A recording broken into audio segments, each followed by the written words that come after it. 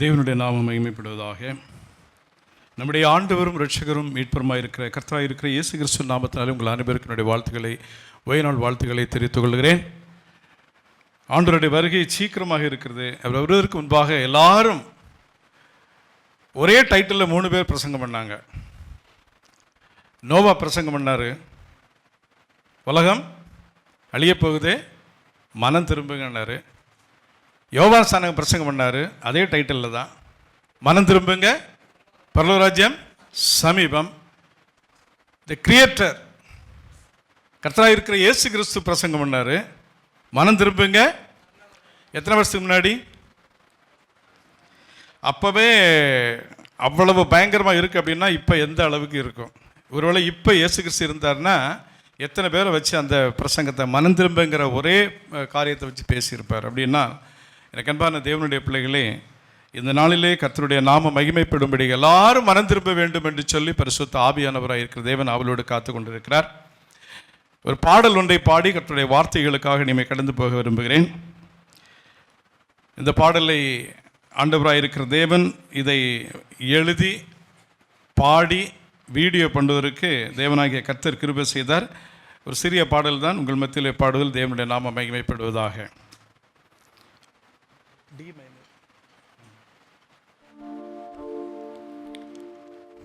ஜனங்கள் ஒருபோதும் வெட்கப்பட்டு போவதில்லை, ஜனங்கள் ஒருபோதும் லட்சியம் அடைவதில்லை, ஜனங்கள் ஒருபோதும் வெட்கப்பட்டு போவதில்லை, ஜனங்கள் ஒருபோதும் வெட்கம் அடைவதில்லை. சம்பூரணமாய் சாப்பிட்டு திருப்தி அடைந்து உம்மை துதிப்பார்கள். சம்பூரணமாய் சாப்பிட்டு திருப்தி அடைந்து உம்மை துதிப்பார்கள். ஜனங்கள் ஒருபோதும் வெட்கப்பட்டு போவதில்லை, ஜனங்கள் ஒருபோதும் லட்சியம் அடைவதில்லை.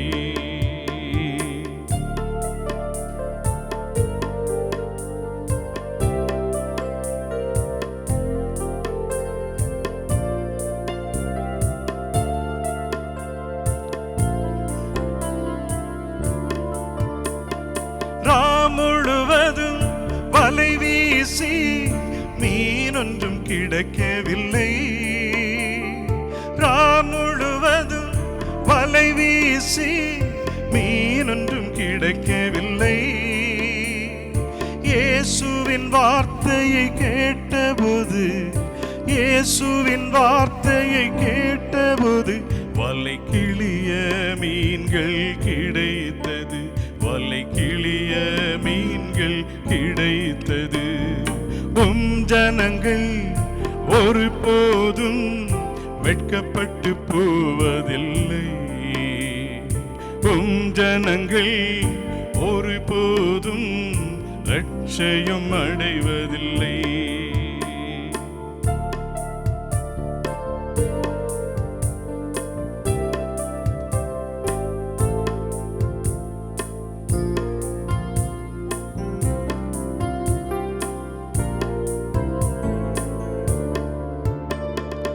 ஐந்து அப்பம் 2 மீனை 5000 பேர்க்கு, 5 அப்பம் 2 மீனை 5000 பேர்க்கு ஆசீர்வதித்து கொடுத்தபோது, ஆசீர்வதித்து கொடுத்தபோது 12 கூடையும் மீந்தது, 12 கூடையும் மீந்தது. ஜனங்கள் ஒருபோதும் வெட்கப்பட்டு போவதில்லை, ஜனங்கள் ஒருபோதும் லட்சியம் அடைவதில்லை, லட்சியம் அடைவதில்லை. கண்களை மூடி ஜெபம் செய்வோம். எங்களை நேசிக்கிற நல்ல ஆண்டவரே, அன்பு தேவனே, உமது வார்த்தைகள் நீர் ஆண்டவரே மழையாய் பொழியும் என்று விசுவாசிக்கிறோம். எங்கள் மத்தியில் நாங்கள் எல்லாரும் பனியில் நனையும்படியாக, வார்த்தை என்னும் பனியில் நாங்கள் பரிசுத்தவனை நிரப்பப்பட்டவர்களாக நாங்கள் கடந்து போக நீர் கிருபை செய்யும். ஆண்டவரே, வந்திருக்கிறவர்கள் வியாதியோடு வந்திருக்கலாம், பலவீனத்தோடு வந்திருக்கலாம், கேள்விகளோடு வந்திருக்கலாம். வருஷம் முடிய போகிறது, என் தேவன் என்னை ஆசீர்வதிப்பீரா என்கிற அநேக காரியத்தோடு வந்திருக்கலாம். என் தேவனாகிய கர்த்தர், என் ஜனங்கள் ஒருபோதும் வெட்கப்பட்டு போவதில்லை, அவர்கள் சம்பூரணமாய் சாப்பிட்டு திருப்தி அடைவார்கள் என்று சொன்ன வார்த்தையின்படி என் தேவனாகிய கர்த்தர் ஒவ்வொருவரையும் ஆசீர்வதிக்க நீர் பேசும் நாங்கள் கேட்கிறோம். என் அன்பு ஆண்டவர் கர்த்தராய் இருக்கிற இயேசு கிறிஸ்துவின் வழியாய் கேட்கிறோம் நல்ல பிதாவே, ஆமென். சர்ச்சுக்கு வரணும் அப்படின்னு சொல்லிட்டு நம்ம பிரயாசப்படுவோம். ஆனாலும் அடிச்சு பிடிச்சி ஓடி ஓடி வந்துடுவோம். எப்படியாவது பிரசங்கத்துக்கு முன்னாடி நம்ம போயிடணும் அப்படின்னு நினைக்கிறோம். ஏன்? எனக்கு ஒரு கேள்வி இருக்கு. பிரசங்கம் தொடங்குறதுக்கு முன்னாடி நம்ம போயிடணும் அப்படின்னு வர்றமே, எதுக்காக அப்படி? யாராவது சொல்லுங்க பார்க்கலாம். என்னம்மா? ஆமா, நமக்காக ஆண்டவர் காத்திருக்கிறார், இருக்கக்கூடாது அப்படின்னு. வேற ஏதாவது? ஆண்டவர் பேசுவார். சரி, அப்படின்னா பிரசங்கம் ஒன்று இருக்குது. அந்த எல்லா நிகழ்வுகளை காட்டிலும் அந்த செய்தி என்னுடைய வாழ்க்கையிலே ஒரு ஆசீர்வாதத்தை, ஒரு விடுதலை, ஒரு மாற்றத்தை உண்டு பண்ண வேண்டும் என்பதற்காக தேவனாகிய கர்த்தர் அநேக வசனங்களை கொடுத்து திருப்திப்படுத்தி நம்மை வாழ வைத்து கொண்டிருக்கிறார். அப்படின்னு சொன்னால், நம்மை நேசிக்கக்கூடிய ஆண்டவராய் இருக்கிற தேவனுடைய அன்பு அவ்வளவு பெருசாக இருக்கிறது. கர்த்தருடைய நாம மகிமைப்படும்படியாக ஒரு காரியம். உங்களுக்கு இங்க இருக்கிற எல்லாருக்கும் இன்னைக்கு ஒரு பலாப்பழம் நான் கொடுக்க போறேன். பலாப்பழம், ஒரே ஒரு முழுசா ஒரு பலாப்பழம். அந்த பலாப்பழத்தை நீங்க கட் பண்ணி சாப்பிடும்போது பக்கத்து வீட்டுக்கு வாசனை வராம நீங்க கட் பண்ணி சாப்பிடணும். எத்தனை பேர் செய்வீங்க? உங்க வீட்டில் நான் கொடுத்துருக்கிற அந்த பலாப்பழத்தை நீங்க கட் பண்ணும்போது பக்கத்து வீட்டுக்கு வாசனை வரக்கூடாது. எத்தனை பேர் நெருங்கி லைனா இருக்கிற வீடுல ஒரு வீட்டில் பலாப்பழம் கட் பண்றாங்க அப்படின்னா தயவு செய்து பக்கத்து வீட்டுக்கு வாசனை போகக்கூடாது. எத்தனை பேர் கட் பண்ணி கொடுப்பீங்க? முடியாதுல்ல. நல்ல பழுத்த பழம், அழகான பண்ருட்டி பலாவை கட் பண்ணி வச்சுட்டு பக்கத்து வீட்டு பெரியம்மா வந்து கேட்கும்போது இல்லைன்னு சொல்ல முடியுமா? நீங்களா சாப்பிட்டுட்டு அந்த தோலை நீங்க வெளியே போட்டாலும் அந்த நாற்றம் காட்டி கொடுக்கும். அப்படின்னா ஒரு பலாப்பழத்தை வந்து எவ்வளவு மூடி மறைத்தாலும் அதுக்குள்ள இருக்கிற வாசனை யாரும் என்ன பண்ண முடியாது, மறைக்க முடியாது. வசனத்தை வாசிங்களா? 2 கொரிந்தியர் 2ஆம் அதிகாரம் 14வது வசனத்தை வாசிங்க.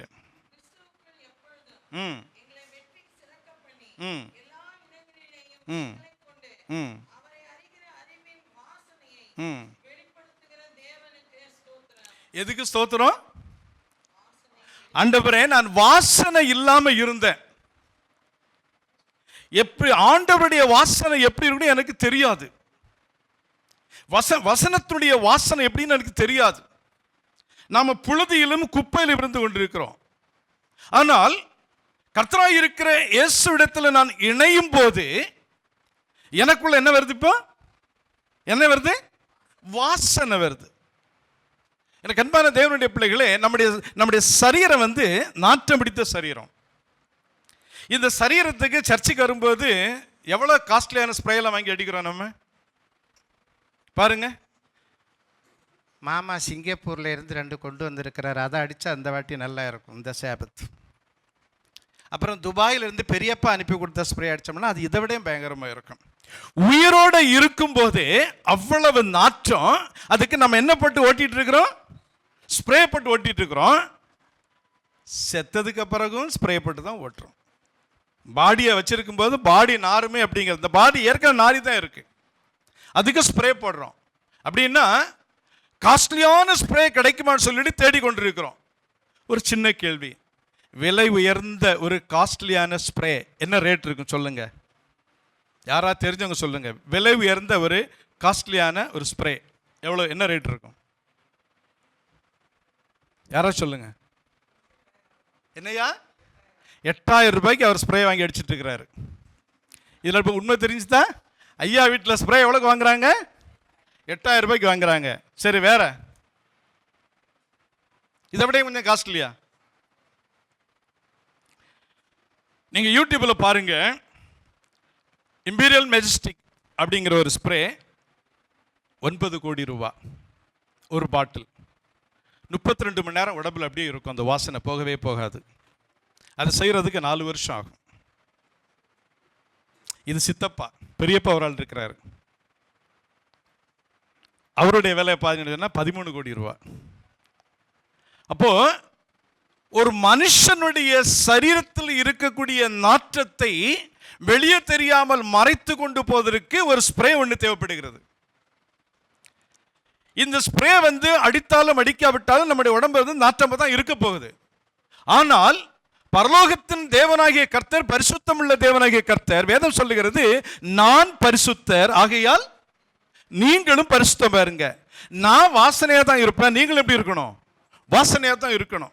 இப்ப இந்த வசனம் நமக்கு என்ன சொல்லுது அப்படின்னா, கிறிஸ்துவுக்கு எப்பொழுதும் எங்களை வெற்றி சிறக்க பண்ணி எல்லா இடங்களிலையும் எங்களை கொண்டு அவரை அறிகிற அறிவின் என்ன வாசனையை வெளிப்படுத்துகிற தேவனுக்கு ஸ்தோத்திரம்.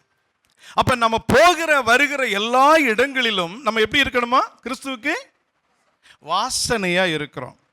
சனிக்கிழமை காலையில ஓய்வு நாள் தொடங்கும் போது நமக்குள்ள ஒரு வாசனை வரும். என்ன அப்படி சொன்னா, சீக்கிரம் சர்ச்சுக்கு போகணும், சாட்சி சொல்லணும், பாட்டு பாடணும், பிரசங்கம் கேட்கணும், மத்தியானம் நல்ல ஒரு சாப்பாடு சாப்பிடணும், முடிச்சுட்டு கொஞ்சம் பேர் ஊழியத்துக்கு போகணும், சாயங்காலம் வீட்டுக்கு போகணும்.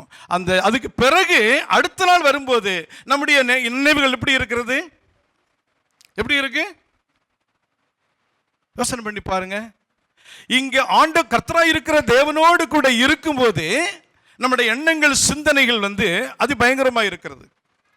தேவனோடு கூட பேசணும், தேவனோடு கூட நடக்கணும், தேவனோடு கூட இருக்கணும் அப்படிங்கிற சிந்தனை. அதை விட்டு அதை செய்தியை கேட்டுட்டு வீட்டுக்கு போன பிறகு என்ன ஆகுது? அந்த வாசனை நம்ம விட்டு மறைஞ்சு போயிடுது.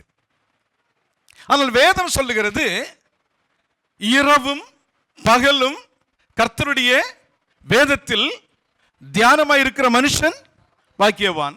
இரவும் பகலும் ட்விட்டரிலும், ஃபேஸ்புக்கிலும், வாட்ஸ்அப்பிலும், சன் டிவியிலும், போகோ டிவியிலும் இணைந்திருக்கிற மனுஷன் நாசமா போவான். அவ்வளவுதானே? நாம் இருக்க வேண்டிய இடம் என்னன்னு சொன்னா, ஆண்டவராய் இருக்கிற தேவனுடைய. நேற்றைக்கு ஒரு பிரசங்கம் பண்ணார் பாஸ்டர், என்ன மாதிரி இருந்துச்சு பாஸ்டர்? சூப்பரா பண்ணீங்க பாஸ்டர், இந்த மாதிரி பிரசங்கத்தை நான் கேட்கவே இல்லை. பிடிச்சு போச்சு. நீங்க சொன்னீங்க, நான் கேட்டேன். வாசல் விட்டு போன பிறகு பாஸ்டர் அந்த பிரசங்கத்தை கேட்ட அந்த இருதயத்தில் அதே மாதிரி ஆக்டிவிட்டி இருக்குமான்னு சொல்லிட்டு கேட்கும்போது, பாஸ்டர் அது வேற வாய், அது வேற. இங்க வசனம் சொல்லுது, கடைசி நாட்களில் நான் பரிசுத்தராய் இருக்கிறேன், அதே போல நீங்களும் பரிசுத்தமா இருங்க. ஏன்னு சொன்னால், பரிசுத்தம் இல்லாமல் தேவனை ஒருவனும் தரிசிக்கவே முடியாது. எத்தனை பிரசங்கத்தை கேட்டு நம்முடைய வாழ்க்கையில மாற்றம் உண்டாயிற்று. இனிமேல்லாம் நான் கோவப்படவே மாட்டேன், நான் எல்லாம் சண்டை போடவே மாட்டேன், கெட்ட வார்த்தையை பேச மாட்டேன், கோல் சொல்லவே மாட்டேன். இனிமேல் இந்த மாதிரி எல்லாம் யாராவது திட்டினா கூட நான் அடி வாங்கிட்டு போயிடுவேன் அப்படின்னு எத்தனை பிரசங்கம் நம்மளை மாற்றி இருக்கிறது, எத்தனை பைபிள் வசனம் நம்மளை மாற்றி இருக்கிறது. இந்த ஒரு மாற்றம் நமக்கு வரலன்னு சொன்ன, இன்றைக்கு கர்த்தராய் இருக்கிற இயேசு கிறிஸ்து இந்த உலகத்தில் தாம்பர சர்ச்சில் நின்றுக்கிட்டு மனம் திரும்புங்க, மனம் திரும்புங்க, பரலோக சபிமன் சொன்னாலும் டைட்டில் நல்லா தான் இருக்குது. ஆனால் நான் எப்படி இருக்கிறேன்? வாசனை இல்லாத ஒரு திரவியமா இருந்துட்டு இருக்கிறேன். ஸ்ப்ரே பாட்டில் இருக்கிற எல்லாம் சென்று அடித்த பிறகு அதை எங்கே போடுறோம்? தூக்கி வெளியே தூக்கி போட்டுடுறோம். என் அன்பு தேவனுடைய பிள்ளைகளே, கர்த்தராய் இருக்கிற தேவனாகிய ஆண்டவர் எதற்கு இந்த பிரசங்கத்தை கொடுக்கிறார், எடுக்கிறார், அதை கேட்க வைக்கிறான்னு சொன்னால், நாம் மாற வேண்டும். உள்ளத்தில் ஒரு மாற்றம், பேச்சில் ஒரு மாற்றம், பழக்கத்தில் ஒரு மாற்றம், உடையில ஒரு மாற்றம், உணவில் ஒரு மாற்றம், செயலில் ஒரு மாற்றம். இந்த மாற்றத்தை எல்லாம் நமக்கு செய்தோம்னு சொன்ன, ஒருவேளை கடவுளுக்கு பிரியம் இருந்தா ஏனோக்கை போல ஒரு நாள் என்ன பண்ணிடுவோம்? ஆமாவா இல்லையா? ஆமாவா இல்லையா? ஏனோக்கை போல ஒரு நாள் ஆண்டவர் சமூகத்தில் எடுத்துக்கொள்ளப்படுவோம். நீங்களும் நானும் ஆண்டவருடைய பிள்ளைகளா இருக்கணும்னு சொன்னா, என் அன்பு தேவனாகிய கர்த்தர் இந்த வேத புத்தகத்தில் 3 கதைகளை வச்சிருக்க. அந்த 3 பேருடைய வாழ்க்கையில் நடந்த சம்பவங்களை சொல்லி நான் முடிக்க ஆரம்பிக்கிறேன். மத்தேயு புத்தகம் 26ஆம் அதிகாரம் 7வது வசனம். Matthew 26:7. ஒரு ஸ்திரீ விலையேற பெற்ற பரிமள தைலமுள்ள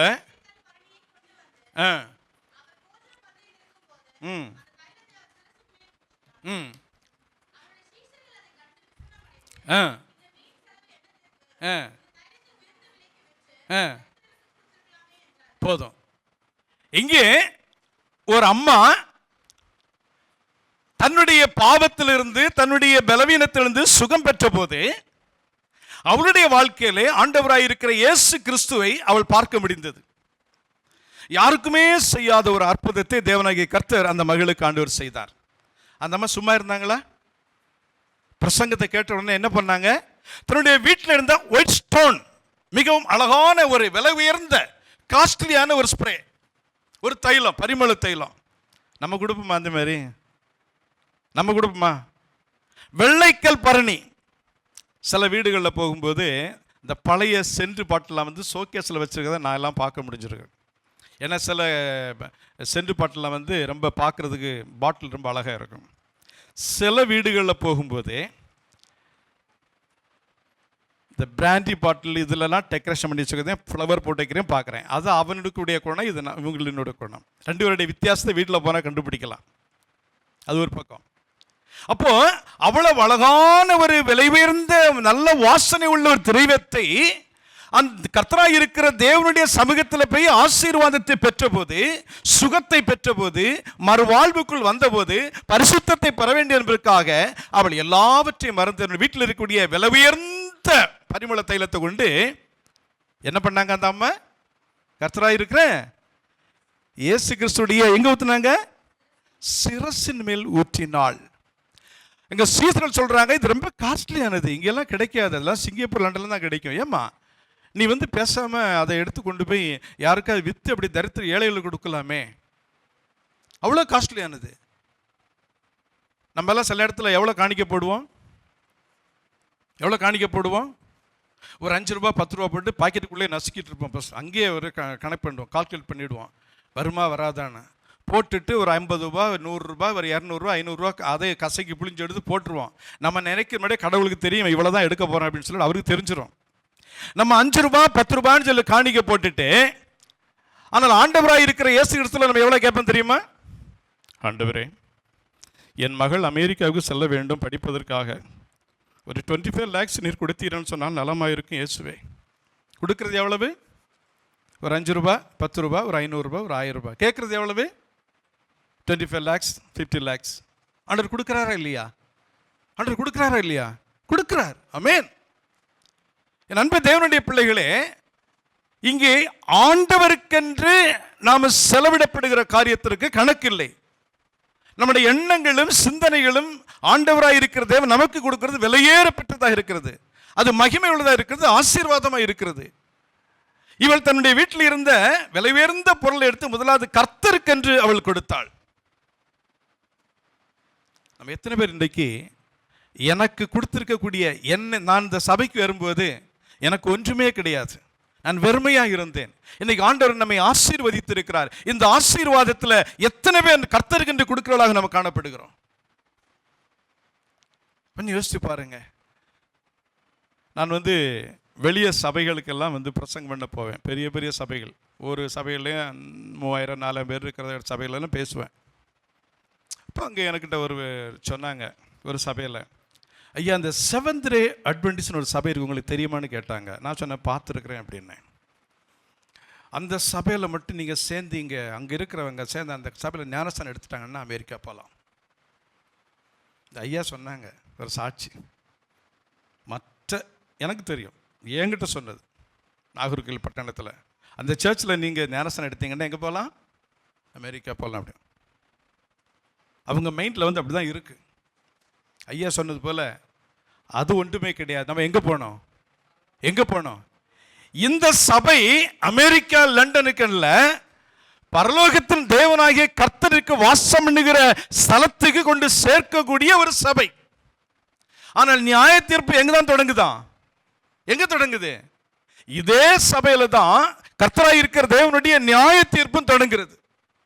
ஆகையால் வேதம் சொல்லுகிறது, மனம் திரும்புங்க, பரலோக ராஜ்யம் சமீபம் பக்கத்தில் வந்துடுச்சு, நெருங்கி வந்துடுச்சு, இனி காலம் செல்லாது என்று சொல்லி அருமை ஆண்டவராய் இருக்கிற தேவன் நமக்கு வெளிப்படுத்துகிறார். அடுத்து இன்னொரு வசனத்தை நான் படித்து பார்க்கும்போது மத்தேயு 26:12-13 வாசிங்களா. இவள் இந்த தைலத்தை என் தலையின் மேல் ஊற்றினது என்னை அடக்கம் பண்ணுவதற்கு எப்படி இருக்கிறது? இவள் முதலாவது இந்த காரியம் செய்வதற்கு முந்திக் கொண்டாள். இன்னைக்கு எத்தனை பேர் நம்ம சபையில் இருக்கும்போது ஸ்தோத்திரம் சொல்றோம்? ஒருவருக்கு ஒருவர் ஸ்தோத்திரம் சொல்வதற்கு என்ன செய்யணுமா? என்ன பண்ணணுமா?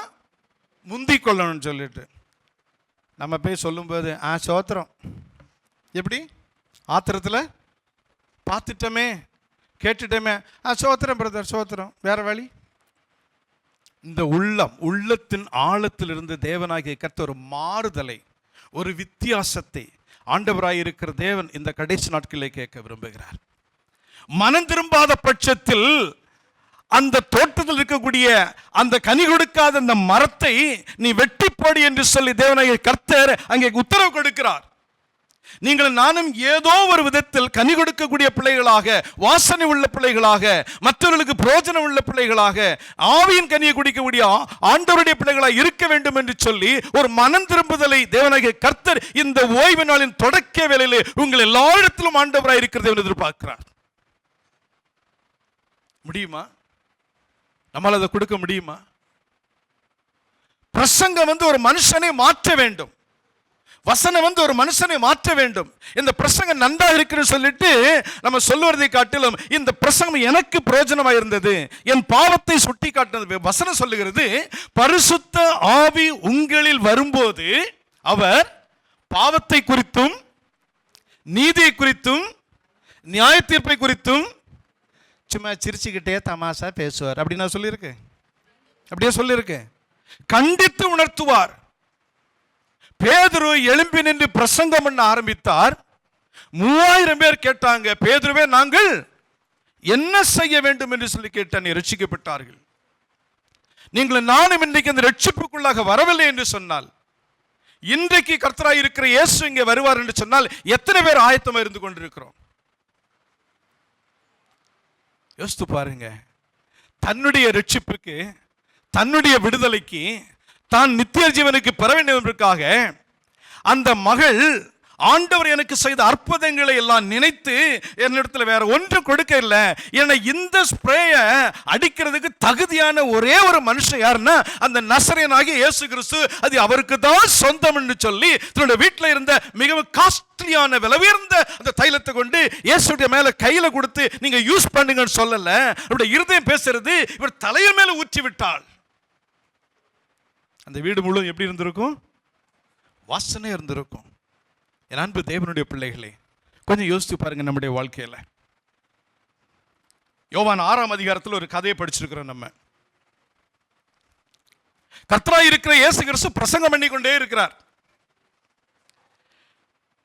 எங்க பிரசங்கம் பண்றார்? அவரு வனாந்தரத்தில் பிரசங்கம் பண்ணி கொண்டிருக்கிறார். இந்த கதை தெரியும் நம்ம எல்லாருக்கும். வனாந்தரத்தில் பிரசங்கம் நடந்து கொண்டிருக்கிறது. பிரசங்கம் பண்ணி கொண்டிருக்கும் போது எல்லாரும் பிரசங்க ஓடி போறாங்க. அவர் ஒரு சின்ன பையனும் வந்தான் பிரசங்க கேட்கறதுக்கு. அந்த பையனிடத்துல அவங்க அம்மா சொன்னாங்க, மகனே, இயேசு பேசுறாரு, எவ்வளோ நேரம் பிரசங்கம் பண்றாரு தெரியாது, என் புள்ள நீ பசி தாங்க மாட்டேன், அதனால கையில் என்ன வச்சுக்க, இந்த தக்காளி சாதமும் இந்த புளி சாதமும் கையில் வச்சுக்க, உனக்கு பசிக்கும் போது நீ அதை சாப்பிடு. அப்படி தானே எல்லா தாய்மாரும் சொல்லுவாங்க.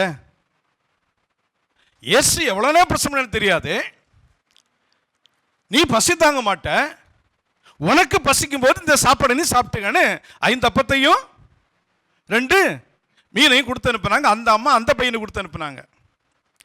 அங்க 5000 பேர் உட்கார்ந்து இருக்கிறாங்க. பிரசங்கம் ஓடிக்கொண்டே இருக்கிறது.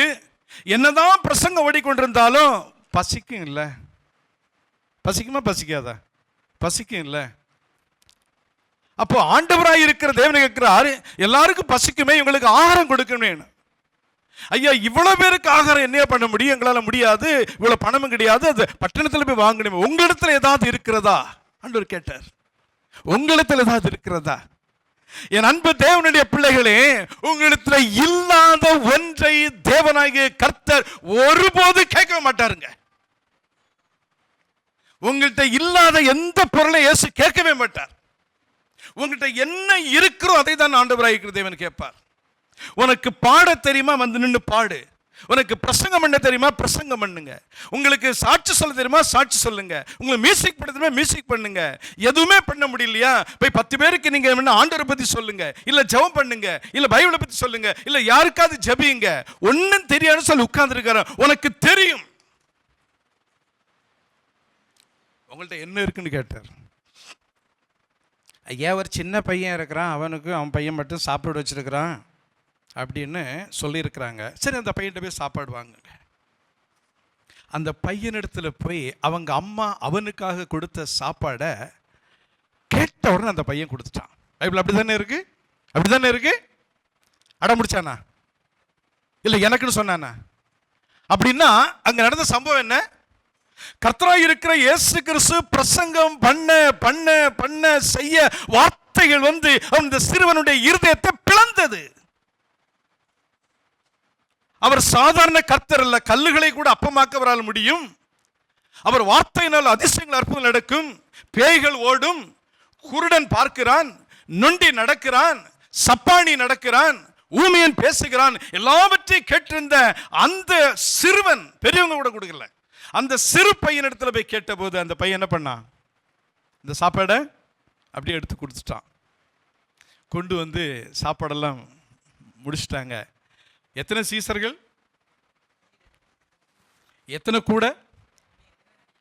சரி, எல்லாரும் திருப்தியா சாப்பிட்டாங்கன்னு பைபிள்ல சொல்லுது. எல்லாரும் திருப்தின்னா என்ன?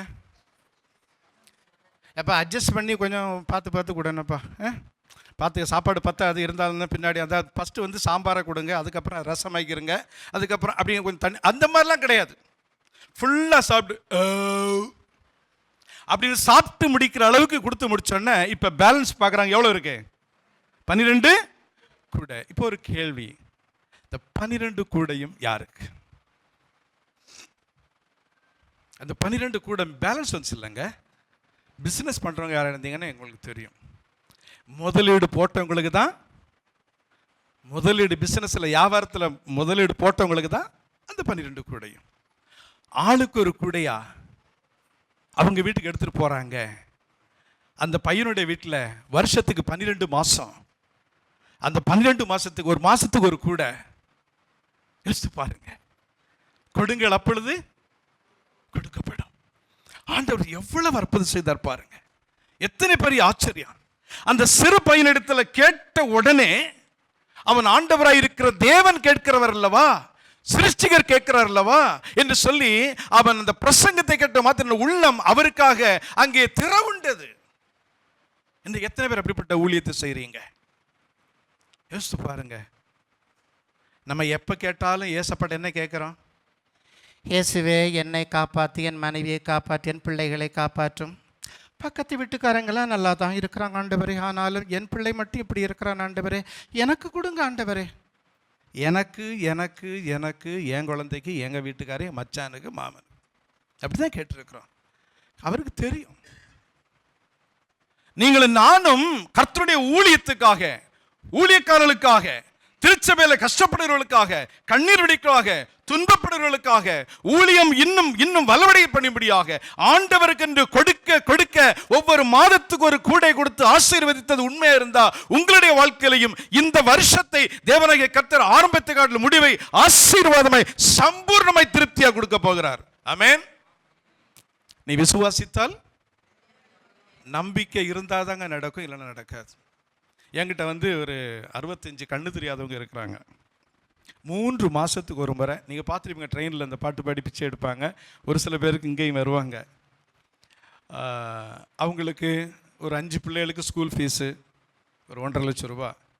என்கிட்டலாம் கிடையாதுங்க, யார்கிட்டையோ வாங்கி அவங்களுக்கு ட்ரெயினில் வியாபாரம் பண்ணுறதுக்கு கடலை மிட்டாய், வேறு கடலை, பலூனு, சீசனுக்கு ஏற்ற பொருட்களை வாங்கி கொடுத்து, இப்படியெல்லாம் அதில் தெரியும் ஆக்சிடெண்ட் ஆகும், அவங்களுக்கு உதவி, அவங்கள அரிசி, பருப்பு, மளிகை இப்படியெல்லாம் வாங்கி கொடுத்து யாரோ செய்கிற உதவிகளை வாங்கி அடுத்த மாதம் 22ஆம் தேதி ஒரு அந்த 75 பேருக்கு அவங்களுக்கு அந்த கிறிஸ்மஸ் அப்படிங்கிறத அந்த நிகழ்வை முன்னிட்டு அவங்களுக்கு புது ட்ரெஸ்ஸு, அவங்களுக்கு மளிகை பொருள், அவங்களுக்கு வியாபாரத்தை பொருள் எல்லாம் பார்த்து பல லட்சங்கள் யாரோ இந்த உதவிக்கு.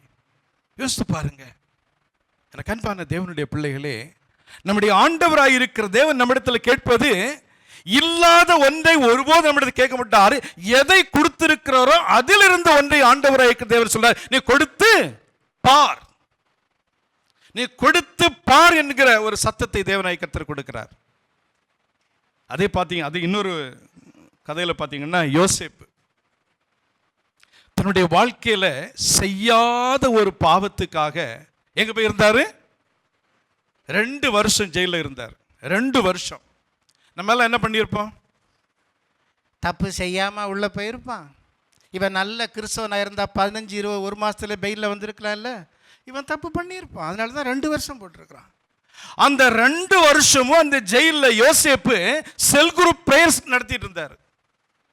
அந்த ஜெயிலுக்குள்ள இருக்கிற ஜனங்கள் ரட்சிக்கப்படுறதுக்கு அங்கேயே ஒரு செல் குரூப் தொடங்கினார். அதனால தான் அந்த ஜெயில் தலைவர் என்ன சொன்னார்னா, நான் வர மாட்டேன், நீ எல்லா பொறுப்பும் நீ பார்த்துக்கன்னு சொல்லி ஒப்படைச்சிட்டு போனார். போகிற வருகிற எல்லா இடங்களிலும் எனக்கு தெரிஞ்ச ஒரு ஊழியக்காரர் இருந்தார் நம்முடைய சபையில், ஐயா எலியாசர். அவங்க மகள் இருக்கிறாங்க. ஒரு முறை நாங்கள் வெள்ளூரில் புற ஞாயிற்றுக்கிழமை சபையை சேர்ந்த ஒரு குடும்பத்தில் மறித்து விட்டாங்க. அவங்க பையன் வந்து நம்ம சபையில் ஞானஸ்நானம் எடுத்து நல்ல ஒரு விசுவாசியாக இருந்தார். அப்போ அங்கே போய் உட்காந்து எல்லாரும் சாவுக்கு உட்காந்துருக்குறோம். எல்லோரும் சாவு. அவங்க எல்லாருமே மற்ற ஞாயிற்றுக்கிழமை சாவிக்கு போகிறவங்க. இவர் சாவு வீட்டில் போயிட்டு எல்லாரும் என்ன சொல்லுவாங்க, ஏதாவது துக்கத்தை பற்றி 4 வார்த்தை சொல்லுவாங்க. இவர் சொல்லார், அவளை விட்டு வெளியே வா, நீ பாபுலோனில் இருக்கிற அவளை விட்டு வெளியே வான்னு சொல்லிட்டு இப்படி ஒவ்வொருத்த போய் காதில் போய் பேசிகிட்டு இருக்கிறாரு. 3 பேர் உட்காந்து அழுதுட்டு இருக்கிற அவங்க மத்தியில் போய் பேசுவார். அப்போ கூட வந்து பாஸ்டர் சொன்னார், அடிச்சு போடுவாங்கன்னு சொல்லிட்டு. அடித்தாலும் பரவாயில்ல, நான் வாங்கிக்கிறேன். இப்போ தான் கேட்பான், ஏன்னா சத்தம் போட மாட்டேன்னா சாவு இருக்குல்ல, கல்யாண வீட்டில் வந்து சொல்ல முடியாது, இவன் அடிக்க வருவான். யோசனை பண்ணி பாருங்க. இங்கே ஒரு வசனத்தை 2ஆம் வசனத்தை வாசிங்க. 15 2 கொரிந்தியர் 2:15 வாசிங்க. ரட்சிக்கப்படுவதற்குள்ளேயும் கெட்டு போர்களுக்குள்ளேயும் நாங்கள் தேவனுக்கு எப்படிமா இருக்கிறோம்? ஆமாவா? ஆமா தானே? நெஞ்ச தொட்டு சொல்லுவோமா? கெட்டு போர்களுக்குள்ளேயும் தவறான பாவத்து வாழ்க்கையை வாழ்வுகளுக்குள்ளேயும் இப்படி மோசமா இருக்கிற ஜனங்களுக்குள்ளேயும் நாங்கள் எப்படி இருந்தோம்னு சொன்னா, கிறிஸ்துவுக்கு நற்கந்த உள்ள வாசனை திரவியமா இருந்தோம். போன சாபத் ஸ்கூல்ல வந்து ஒரு சம்பந்தமே இல்லாத ஒரு கதையை உள்ள கொடுத்துருந்தாங்க. வேசியோட பேர் ஜாயின் பண்ணியிருந்தாங்க. பார்த்தீங்களா? போன வாரம் சாபத் ஸ்கூல்ல ராகாப் வேசி. இந்த வேவு பார்க்க போனவங்க, யோசுவா அனுப்பி வேவு பார்க்க போனவங்க யார் வீட்டுக்கு போனாங்க? வேசியோட வீட்டுக்கு போனாங்க. நல்லா யோசிங்க, அது பெரிய பிரசங்கம். நான் உங்களை ஒரு சுருக்கம் 2 வாரத்தில் முடிச்சிடறேன். வேசியோட வீட்டுக்கு தான் போனாங்க. அவள் வந்து தவறான இடத்தை செய்யக்கூடியவள். அவள் வீட்டுக்கு போயிருந்த போது இவர்களை பார்த்த மாத்திரத்திலே அவளும் நடுங்கி, நீங்கள் உண்மையான தேவனுடைய இஸ்ரவேல் சொல்லக்கூடிய ஆண்டவராய் இருக்கிற கர்த்தராய் இருக்கிற யெகோவாவின் பிள்ளைகள் என்று சொல்லக்கூடிய அளவுக்கு இஸ்ரவேலர்களை பார்த்து நாங்களாம் பயந்து இருக்கிறோம்ப்பா அப்படி சொல்ற அளவுக்கு அந்த வேவு பார்க்க போனவங்கள்ட்ட பரிசுத்தம் இருந்துச்சு. போன வீடு எந்த வீடு? வேசியின் வீடு. இவங்களோட நோக்கம் என்ன? இவங்க எதுக்கு போயிருக்கிறாங்க? வேவு பார்க்க போயிருக்கிறாங்க. இன்னைக்கு உலகம் எப்படி இருக்கிறது? எனக்கு அன்பான தேவனுடைய பிள்ளைகளே, அப்படிப்பட்ட இடத்திலையும் கூட தேவனாகிய கர்த்தர் உங்களையும் என்னையும் எப்படி சொன்னா, நற்கந்தம் வீசக்கூடிய ஒரு அழகான வாசனை உள்ள திரவியமாக என் தேவனாகிய கர்த்தர் விரும்பி வைத்து பார்க்க விரும்புகிறார். கர்த்தராய் இருக்கிற இயேசு கிறிஸ்துவோடு நடக்கிறவர்கள், உட்காருகிறவர்கள், பேசுகிறவர்கள் சண்டை போடுவாங்க, கோவப்படுவாங்க, திட்டுவாங்க, கெட்ட வார்த்தை பேசுவாங்க, முறுமுறுப்பாங்க, பொய் சொல்லுவாங்க. தெரியாது அவங்களுக்கு. எனக்கு அன்பான தேவனுடைய பிள்ளைகளே, நம்முடைய குணம், நம்முடைய சுயம் நம்முடைய வாழ்க்கையில சாகல் அப்படின்னு சொன்னா பரலோகத்தை பார்க்கவே முடியாதுங்க. ஒரு மனுஷன் தன்னுடைய வாழ்க்கையில சுயத்தை அவன் சுயத்தை விட்டு வெளியே வரல, அந்த சுயத்தோடு தான் இருக்கிறான், அந்த பிறப்பின் பாவத்தோடு தான் இருக்கிறான் அப்படின்னு சொன்னா கடைசி வரைக்கும் அதுதான் நிலைமைன்னு சொன்னா பரிசுத்தம் உள்ள தேவன் என்ன செய்ய முடியாது? தொட முடியாது. மாப்பிள்ளை கலெக்டர், சென்னையில் ஒரு கலெக்டர் இருக்கிறார். வயசு பையன் அழகா இருக்கிறார். அவரு ஐஏஎஸ். அவருக்கு ஒரு பொண்ணு வேணும். பொண்ணை எங்கே தேடுவாங்க? வீட்டு வேலை செய்கிற பொண்ணா, இல்லை வயலில் வேலை செய்கிற பொண்ணா, இல்லை காட்டு வேலை செய்கிற பொண்ணையா? படிப்பு இருக்கணும், அழகு இருக்கணும், அந்தஸ்து இருக்கணும், ஸ்டேட்டஸ் இருக்கணும், எல்லாம் இருக்கக்கூடிய ஒரு படித்த ஒரு பெண்ணை தான் பார்ப்பாங்க. என் ஆண்டவரோ சர்வ வல்லமை உள்ள தேவனாகிய கர்த்தர். அங்கே சங்கீதம் 95:3 வாசிங்க, வேகமாக வாசிங்க. சங்கீதம் புத்தகம் 95:3.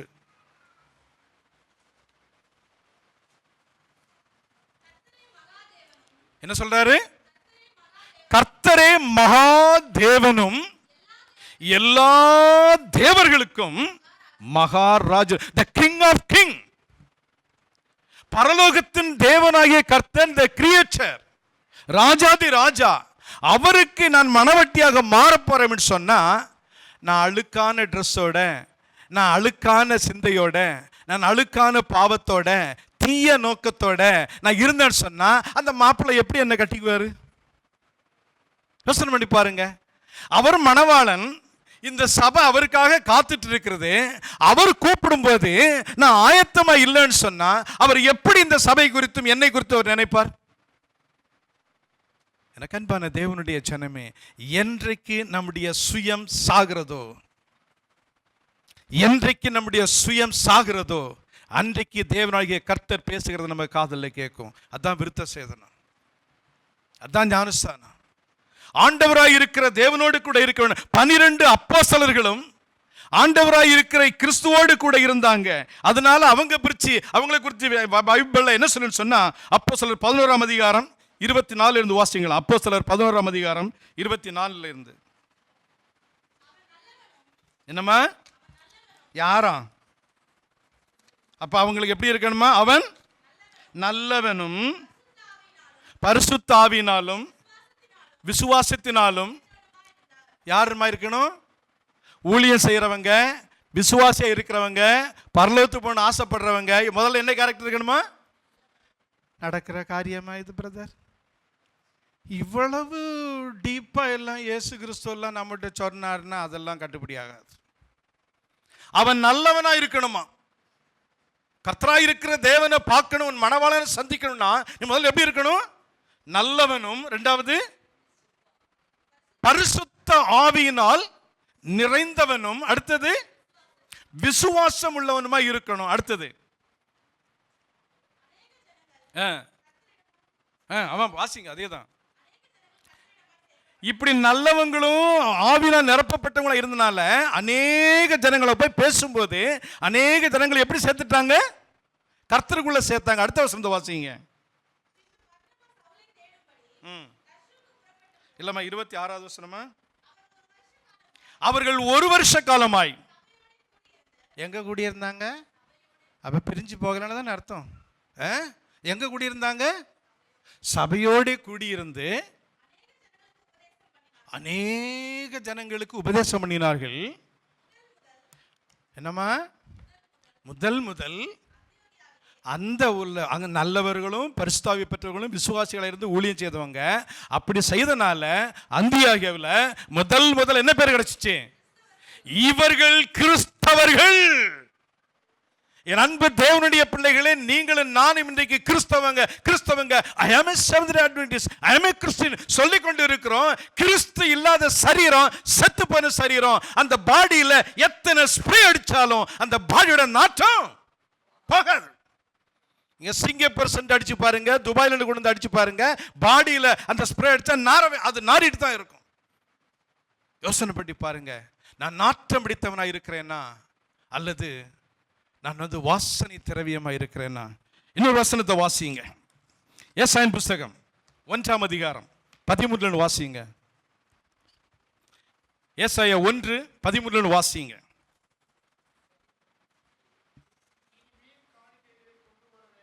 என்ன பிரதர்? சரி.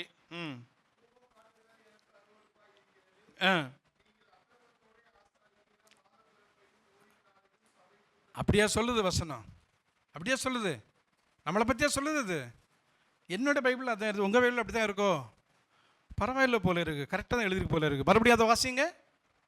நீங்கள் அக்கிரமத்தோட ஆசரிக்கிற மாதப்பிறப்பையும் ஓய்வு நாளையும் வாசிங்க, சபை கூட்டத்தையும். என்ன பிரதர், நான் வாரம் வந்து மாசந்தோறும் வாரந்தோறும் வருஷந்தோறும் வந்து இயேசு என்கிட்ட இருக்கிறான்னு பேசிட்டு இருந்தேன். இப்போ வசனம் இப்படி சொல்லுது.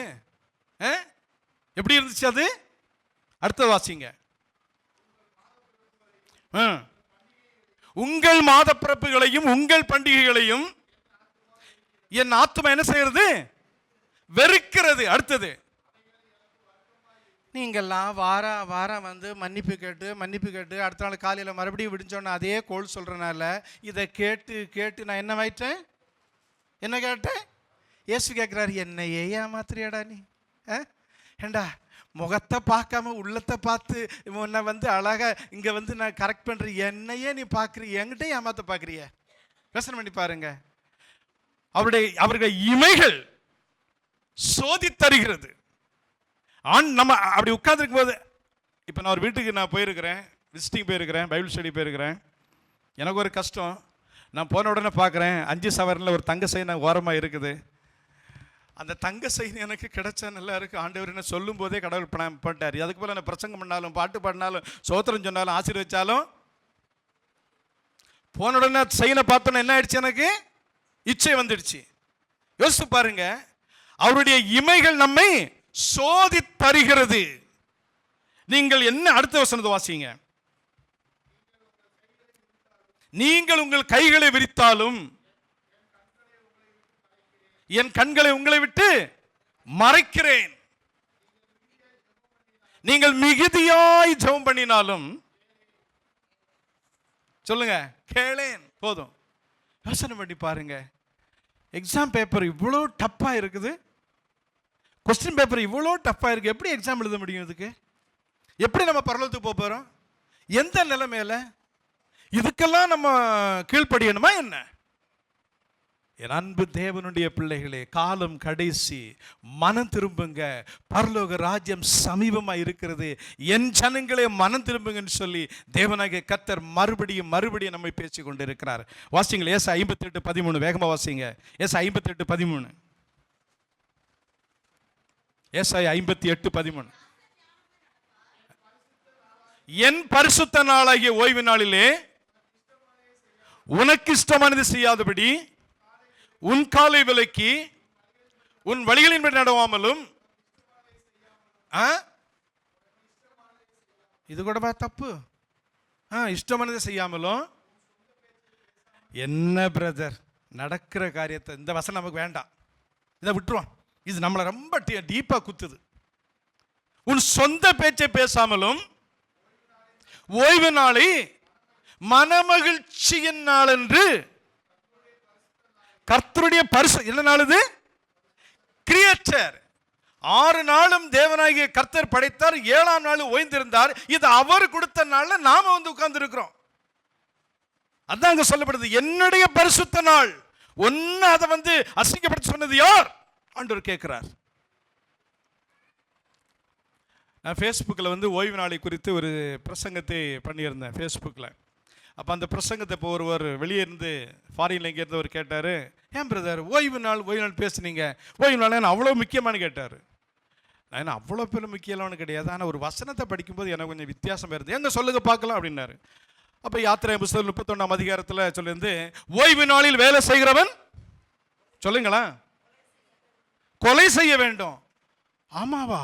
அப்படியே எழுதியிருக்கு அதில். அடுத்த வசனம் சொல்லலான்னு கேட்டேன். போதும் பிரதர் அப்படின்ட்டார். எனக்கு இது ஒன்று. அப்போ ஓய்வு நாளில் வேலை செய்தா பாஸ்டர் வாசலில் என்ன வச்சுருப்பாரு?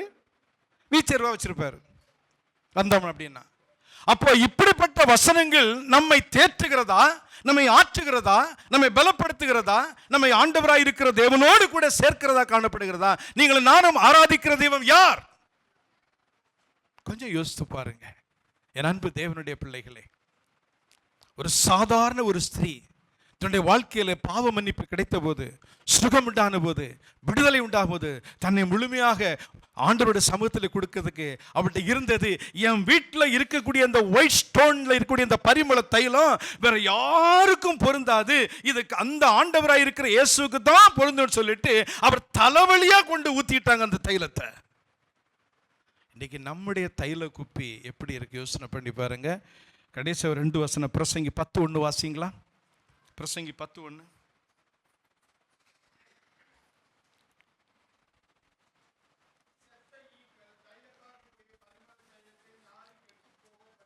தைலம் நல்லா தான் இருந்துச்சு, ஆனால் ஒரு செத்த அதில் விழுச்சு அப்படின்னா தைலம் என்ன ஆயிடுச்சு? நாரி போன ஸ்ப்ரே யாராவது அடிப்பாங்களா?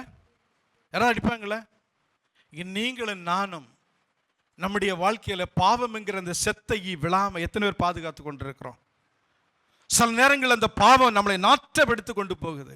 அது நாராம இருக்கணும்னு சொன்னா சுகந்த வாசனை இருக்கிற ஆண்டவராய் இருக்கிற இயேசு கிறிஸ்துடைய கல்வாரியை மட்டும் நோக்கி பாருங்க. கடைசி ஒரு வசனம் கொலோசியர் 1:20 வாசிங்க. 20:21 கொலோசியர் 1:20-21 வாசிங்க. அவர் சிலுவையில் சிந்தின இரத்தத்தினாலே அங்க என்ன வருது? அப்ப சமாதானம் இல்லாமல் இருக்கக்கூடிய தேசத்துல கர்த்தராய் இருக்கிற இயேசு கிறிஸ்து மூலமா தான் என்ன வருது? சமாதானமே வருது. அப்போ இதை அறிந்த நாம எப்படி இருக்கணும்? வாசனை உள்ள திரவியம் இருக்கணும். அப்ப வசனம் சொல்லுது, அவர் சிலுவையில் சிந்தின இரத்தத்தினாலே சமாதானத்தை உண்டாக்கி பூலோகத்தில் உள்ளவைகளும் பூலோகத்தில் இருக்கிறவைகளும் பரலோகத்தில் இருக்கிற யாவையும் அவர் மூலமாய் தமக்கு ஒப்புரவாக்கி கொள்ளவும். இந்த வசனம் எனக்கு ரொம்ப ரொம்ப அவர் சொல்றாரு, எனக்கு ரொம்ப பிரியமா இருந்துச்சுங்க, எனக்கு ஆசையா இருந்துங்க, உங்களை பரலோகத்துக்கு கொண்டு போகணும் எனக்கு ஆசையா இருக்குங்க, தயவு செய்து எல்லாரும் வந்துருங்க. இந்த உலகத்தில் பாம் வைக்கிறாங்க, கொரோனா வரும், கொள்ளை வரும், தும்மல் இருமல் இப்படி பல வியாதி இருக்குது, ஆஸ்பத்திரி கட்டிக்கிட்டே இருக்கிறாங்க, தயவு செய்து பரலோகத்துக்கு வந்துருங்கன்னு சொல்றார் ஆண்டவர். என் அன்பு தேவனுடைய பிள்ளைகளே, நம்முடைய ஆண்டவராய் இருக்கிற தேவன் நமக்கு வைத்திருக்கக்கூடிய மெய்யான அந்த ஆசீர்வாதம் என்ன அப்படின்னு சொன்னா, மனம் திரும்புங்க, மனம் திரும்புங்க. நாம் எல்லாரும் பூவின் நற்கந்தமாக இருப்போம்னு சொல்லி பாட்டு பாடுறதில்லை. நான் இன்னைக்கு வாசனை இருக்க நினைக்கிறேன் ஆண்டவரே. ஒரு அம்மா செத்து போனாங்க, அந்த ஊரே அழுதுட்டு இருந்து இயேசு கிறிஸ்து காலத்தில்.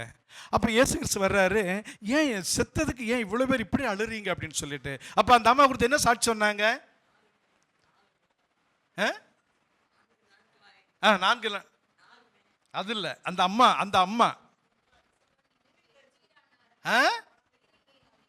இந்த அம்மா செத்துட்டா, இந்த அம்மா செய்த நன்மைகள்லாம் தெரியுமா உங்களுக்கு?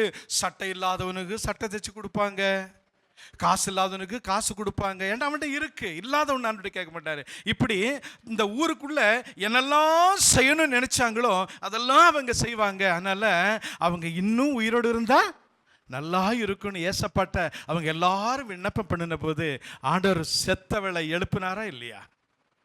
எழுப்பினாரா இல்லையா?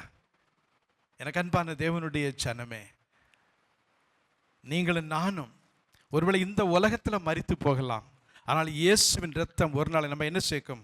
ஒன்று சேர்த்து அவரோடு கூட அவருடைய ராஜ்யத்தில் உட்கார வைக்கும். அந்த நம்பிக்கை விசுவாசத்திற்கு தடை இல்லாதபடி நம்ம ஸ்ப்ரேயை இன்னைக்கு வசனத்தின்படி எடுத்து பாருங்க. 2 கொரிந்தியர் 2:அதிகாரத்தில் என்னுடைய வாசனை என் கணவனுக்கு முன்னாடி, என் மனைவிக்கு முன்னாடி, என் பிள்ளைகளுக்கு முன்னாடி, உறவுகளுக்கு முன்னாடி, என் திருச்சபைக்கு முன்னாடி, என் தெருவில் அது வாசனையாக இருக்கிறதா? அதை பார்த்து 4 பேர் சர்ச்சுக்கு வர்றாங்களா?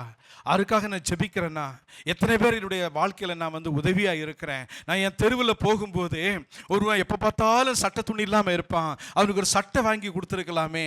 ஒரு இடத்துல தெருவில் போகும்போது ஒரு அம்மா வந்து குப்பைத்தொட்டி பக்கத்தில் அப்படியே உட்காந்துருந்தாங்க, அவங்கள கூட்டிகிட்டு போயிட்டு நான் வந்து பாண்டியன் ஹோட்டலில் போய் பிரியாணி வாங்கி கொடுக்க முடியாது, ஆனால் 2 இட்லி வாங்கி கொடுக்கலாம்ல, 2 இட்லி வாங்கி கொடுக்கலாம்ல. என் அன்பு தேவனுடைய பிள்ளைகளே, கொஞ்சம் யோசனை பண்ணி பாருங்க. நம்முடைய வாசனை பலவிதமாக இருக்கு, பலவிதமான வாசனைகள் இருக்கு. அந்த எல்லா வாசனையும் ஒன்றாக போய் சேரக்கூடிய பரிமள தைலத்துக்கு சொந்தக்காராக இருக்கக்கூடிய ஆண்டவராக இருக்கிற இயேசு இடத்துல போய் சேர்ந்துன்னு சொன்னா, நீங்களை நானும் அழிந்து போகிற உலகத்தில் இருக்க மாட்டோம். ஒருவேளை ஆண்டவர் வருவார் என்று சொன்னால் இந்த திரள் கூட்டம் அப்படியே பரலோகத்தில் இருக்கும். அந்த அந்த எண்ணங்களோடு, அந்த சிந்தனைகளோடு நான் ஒவ்வொருவரும் இந்த இடத்துக்கு கடந்து போவோம். கர்த்தர் உங்கள் அனைவரையும் ஆசீர்வதிப்பாராக. ஆமென்.